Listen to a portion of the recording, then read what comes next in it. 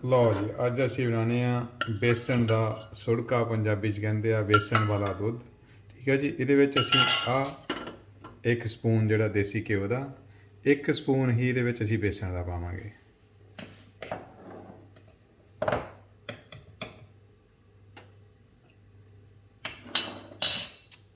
बिल्कुल स्लो आंच के उत्ते इनू असी भुनांगे।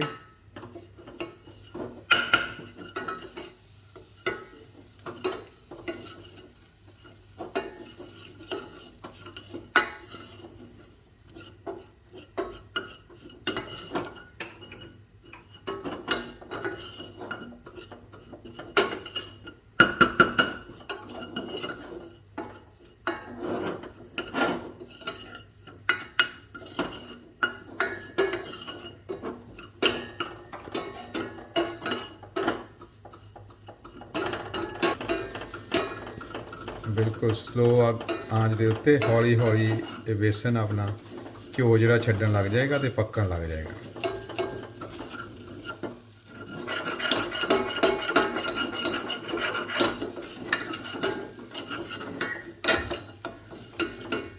देख रहे हैं बेसन का कलर जोड़ा हौली हौली डार्क गोल्डन कलर का हो जाएगा।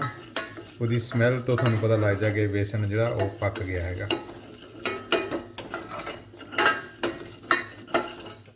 लो जी हम एक चमचा ये शक्कर ऐड कर रहे हैं ऑर्गेनिक। ठीक है जी।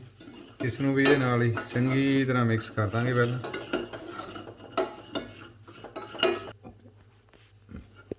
तो हुण असीं इहदे दुध बिल्कुल स्लोली थोड़ा थोड़ा करके ऐड करेंगे। आँच स्लो रखनी है ताकि तुसीं बिल्कुल देखोगे जिद्दां जिद्दां दुध पाते जाओगे ये बिल्कुल थिक हो जाऊगा। घुमाते जाना, जे एकदम पाओगे तो ये लंप्स पैन की जोड़े चांसिस बहुत ज़्यादा आ। इस करके दुध नूं बिल्कुल थोड़ा थोड़ा करके पाना। हम तकरीबन तुसीं देखो किन्नी इहदे समूथनैस आ। इस तरह ही ये समूथनैस होनी है तो इन्हूं घुमाते जाना लगातार इन्हूं बिल्कुल।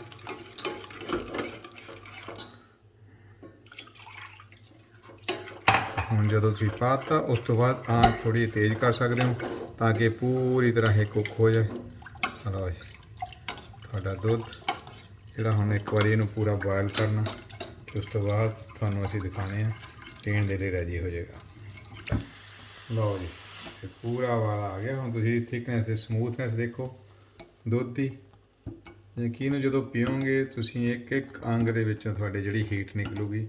तो सर्दियों लिए बहुत ही एक औषधि आ, बहुत ही वधिया चीज़ है। खास करके अगर तुहानूं ठंड लगी है, जुकाम होया, लगातार ये तुसीं 2 दिन 3 दिन 4 दिन हफ्ता पीओगे तो थानू कभी भी सर्दी जुकाम जी हो छाती या कुछ भी नहीं थानू प्रॉब्लम आऊगी। देखो जी हाँ जी